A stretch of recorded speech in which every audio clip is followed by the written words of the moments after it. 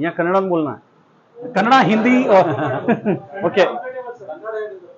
सबको नमस्ते।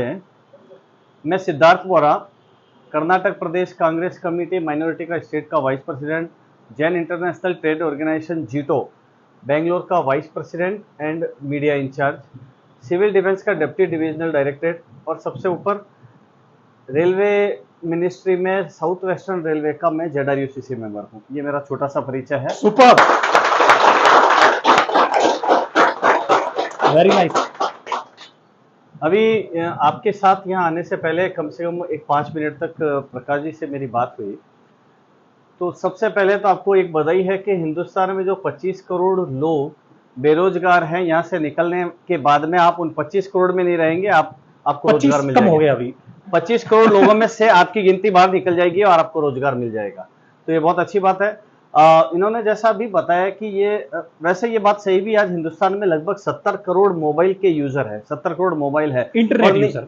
We are the largest country in China, number 1 है, और second we are the largest. तो वर्ल्ड वाइड में second country we are the internet user. जब हमारे पास गाड़ी होगी, हम चलाएंगे तो वो खराब भी होगी, रिपेयर भी कराना पड़ेगा। लेकिन अगर 70 करोड़ मोबाइल, और आने वाले टाइम में ये 100 करोड़ भी पहुंचेगा, आज हर आदमी 2-2 मोबाइल रखना शुरू कर दिया है, तो 100 करोड़ भी पहुंचेगा, तो आपको बहुत सारा काम मिलने वाला है। और एक दिन आप ऐसा कैसा इंस्टीट्यूट खोल के लोगों को भी आप सिखाएंगे, ये मैं अपनी तरफ से शुभकामनाएं देता हूँ। मैं प्रकाश जी से बोलना शुरू करता हूँ कि ये अभी मैंने बाहर एक लिखा हुआ इनका एक टैगलाइन पढ़ा था कि अपनी लाइफ भी बनाओ और दूसरों की लाइफ भी बनाओ। एक शायर ने बहुत खूब लिखा है, शायद इनके लिए लिखा रहेगा कि कोई फूलों से पूछे कि मुद्दाएं जिंदगी क्या होती हैं, कोई फूलों से पूछे कि मुद्दाएं जिंदगी क्या होती हैं, जो खुद भी महकते हैं और चमन को भी महकाते हैं। तो ये शायरी इनके लिए परफेक्ट फिट बैठती है। इन्होंने मुझे कल बोला था कि आपको कुछ मोटिवेट करने के लिए 1-2 मिनट के लिए मुझे बोलना है।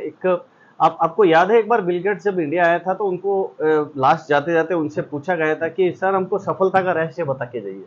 तो उन्होंने एक बहुत अच्छी बात बोली थी कि सफलता कोई जादू का डंडा नहीं है कि घुमा दिया और सफलता मिल गई। सफलता के लिए आपको मेहनत करनी पड़ती है और वो मेहनत आप कर रहे हैं, निस्संदेह एक दिन आप सफल होंगे।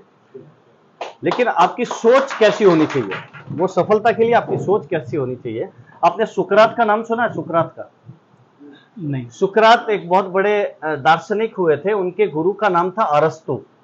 अरस्तु के पास में एक बार एक व्यक्ति गया, आप जैसा कोई युवा गया, और उसने पूछा कि सर मुझे सफलता का रहस्य क्या है वो बता दीजिए बस। तो अरस्तु ने कहा ठीक है, कल सुबह जल्दी मेरे पास आ जाना। वो व्यक्ति बहुत जल्दी सुबह वापस चला गया। अरस्तु ने उस व्यक्ति का हाथ पकड़ा, उस युवा का हाथ पकड़ा और नदी की तरफ चला गया। नदी में जाते जाते बीच नदी में लेके चला गया और बीच नदी में ले जाके उसको डुबो दिया, उसका सर पानी में डुबो दिया।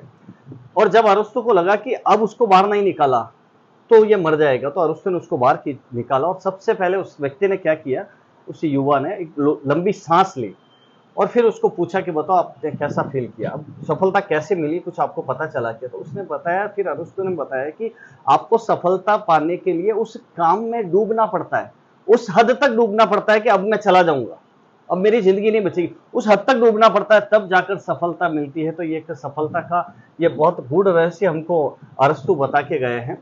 आपकी सोच हमेशा पॉजिटिव होनी चाहिए, ये ध्यान रखना, सोच पॉजिटिव होनी चाहिए। और कैसी सोच होनी चाहिए मैं बताता हूँ।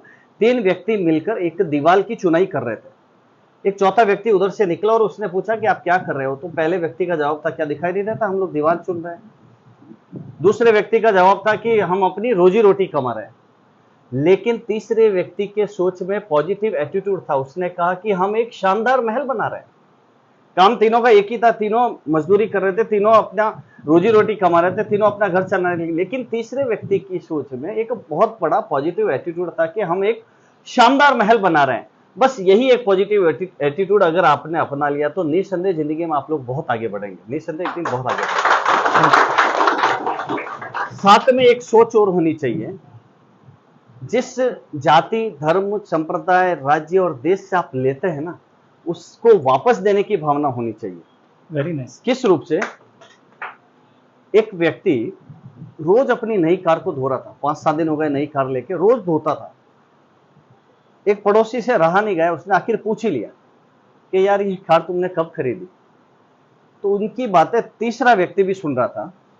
तो वो दूसरे व्यक्ति ने पूछा कि कार कब खरीदी? तो उसने कहा कि मैंने ये कार खरीदी नहीं है, मेरे भाई ने मुझे गिफ्ट दी है। अगर ये बात आप सुन लेते तो आपके मन में क्या आता? कोई एक आदमी बताइए कि आप अगर ये बात सुनते हैं कि मेरे भाई ने, मेरे को भी ऐसा भाई मिले। नहीं, तीसरे व्यक्ति ने कहा, उसके मन में इमीडिएट है, काश मैं भी ऐसा भाई होता सुपर कि मैं कुछ दे सकूं। तो आप देने की भावना अगर आप रखेंगे तो निस्संदेह एक दिन बहुत आगे बढ़ेंगे। सेवा की और काम की अगर कड़ी बनाना है, सेवा की और काम की अगर कड़ी बनाना है, तो मेरे साथ जो वाकया हो मैं आपको बताता हूं, क्योंकि आप कहीं पढ़ेंगे, सुनेंगे, देखेंगे, उससे बेटर है कि अगर मेरे साथ जो हुआ मैं बताऊंगा तो शायद याद रह सकता है। मैं एक बार, मेरा स्टोन क्रशर का बिजनेस है, तो मैं अपने क्रशर से आ रहा था, तो इधर सामने साइड मैं आ रहा हूँ, लेफ्ट से राइट साइड में देख रहा हूँ, 2 ऑटो वाले किसी एक व्यक्ति को पीट रहे थे। तो मैंने कहा यार ये तो गलत हो रहा है। मैंने इमीडिएट पास में जाके गाड़ी रोकी और चिल्ला के उसको पहले छुड़वा के पूछा क्या हुआ। तो वो जो लड़का था वो दौड़ के आके कार में बैठ गया कि नहीं मुझे ये मार देंगे, आप मुझे यहाँ से लेके चलो। तो उसका जो भाड़ा था ऑटो वालों को उसको दे दिया और उसको रास्ते में पूछा, उल्टा जा रहा हूँ मैं वापस, उसको जाना इधर था, मैं उल्टा लेके जा रहा हूँ उसको। तो मैं पूछा क्या हुआ आपके साथ, क्या है? बोला नहीं मैं ईस्ट वेस्ट कॉलेज जाना है, और ये बात शायद अंजना नगर में कहीं ये हुआ था, उसका थोड़ा पहले ईस्ट वेस्ट कॉलेज उसको जाना था। तो वो बोला मेरे को ये मैंने 120 रुपये में भाड़े में किया, मेरे को यहाँ उतार दूँ, यहाँ उतार दूँ करके मेरे को पीटने लग गया। फिर उसको तो मैंने ईस्ट वेस्ट कॉलेज में फ़ोन किया, वहाँ से आदमी को बुलाया और उसको साथ में भेज दिया था। वो बहुत आग्रह कर रहा था कि मुझे आपका फ़ोन नंबर दीजिए, आपका नाम दीजिए। तो मैंने उसको कहा कि मैं क्या करेगा, फ़ोन नंबर लेके, यूपी का था वो लड़का, फ़ोन नंबर लेके घर जाएगा, घर जाके अपने पिताजी से फ़ोन करवाएगा, अपने भाई से फ़ोन करवाएगा, थैंक्स ही तो बोलेगा वो, थैंक्स यही बोल दे मुझे, खत्म हो गया ना। लेकिन एक चीज़ याद रखना, अगर तेरे को वास्तव में थैंक्स बोलना है तो एक काम करना है, जिंदगी में अगर कभी किसी को ऐसी तकलीफ में देखो तो उसकी हेल्प जरूर कर देना। अब वो कभी भी अगर किसी तकलीफ में किसी आदमी की हेल्प करना अगर जाएगा तो पहले मुझे याद करेगा, जबकि मेरा कोई परिचय उसके पास में नहीं है। तो ये एक कड़ी है, ये कड़ी बना। कभी भी नाम की चाह मत करना, काम की चाह करना। नाम की चाह करने वाले के नाम नहीं, कहाँ युधिष्ठिर नरपति, कहाँ विक्रम भोपाल, कीर्ति जिनकी रह गई, सबको खा गया काल। किसी का नाम की चाह मत करना, कभी भी काम की चाह करना। काम की चाह करोगे तो आपका नाम अपना आप ही बन जाएगा।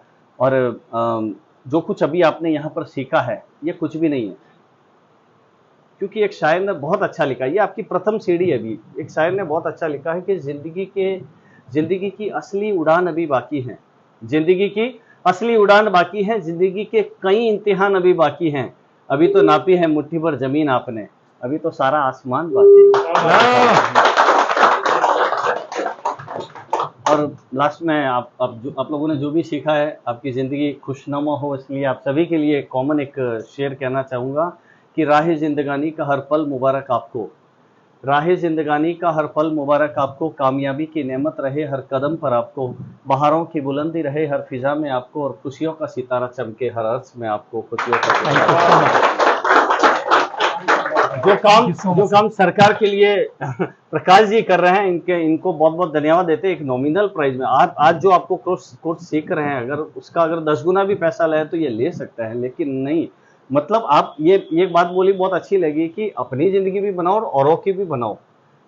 आप किसी को खाना देंगे तो 1 दिन के लिए देंगे, एक हफ्ता के लिए देंगे, 10 दिन के लिए देंगे, 1 महीना के लिए देंगे, लेकिन जिंदगी भर का अगर कोई खाना देता है तो उनको हमको भूलना चाहिए। प्रकाश जी सब आपको याद रखेंगे। Thank you. Sanjay Singhania sir से भी 1-2 वर्ड क्या कहना चाहेंगे सर? ऐसा ही मैं यही बोलूंगा कि एक गांव में एक बंदे को काफी भूख लगी और वो मछली का बहुत प्रेमी था।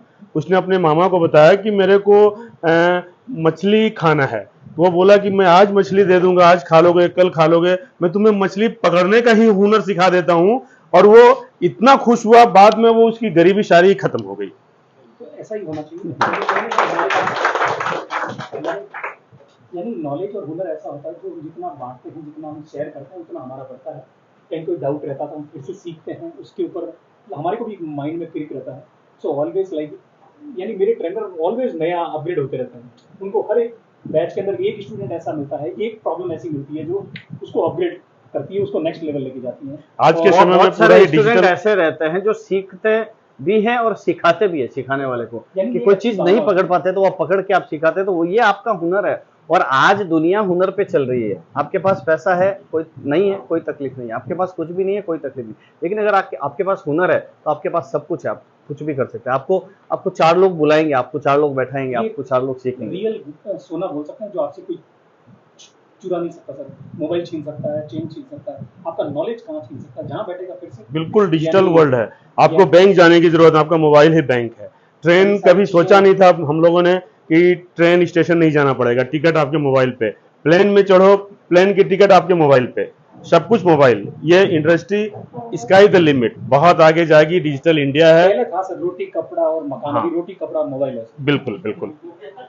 नहीं, रोटी कपड़ा सब बाद में होगा, पहले मोबाइल आएगा, उसके बाद में बाकी की चीजें आएंगी। 24/7 उसके साथ रहता है। पता नहीं, मुझे लग रहा है कि आने वाले टाइम में ये नहीं सर, ये एक और इसके कितने नेगेटिव प्रभाव रहेंगे। मैं यही चीज नेक्स्ट में बोलना चाह रहा था कि आप लोगों के ऊपर अभी एक्स्ट्रा जिम्मेदारी भी आ गई, क्योंकि आप जब ये सब टेक्निक सारी सीख चुके हैं तो आपको पता भी होना चाहिए कि अगर एक 6 साल का बच्चा, एक 4 साल का बच्चा दिन में 2-3 घंटा मोबाइल देखना शुरू कर दिया तो उसकी सोच किस तरफ चल जाएगी, उसका शरीर किस तरह से खराब हो जाएगा, कितनी विकिरणें उसके शरीर में जाएगी। तो आपको ये प्रचार भी करना है कि एटलीस्ट जब तक युवा ना हो जाए, जब तक उसकी जरूरत ना हो, कम से कम तब तक तो मोबाइल का उपयोग नहीं करे तो ज्यादा अच्छा है। ये प्रचार भी आपको करना चाहिए, ताकि आप ये करके साथ में आप समाज की सेवा भी कर सकते हैं कि भाई कम से कम इस चीज के, क्योंकि आज सबसे ज्यादा उपयोग ही उस चीज का हो रहा है।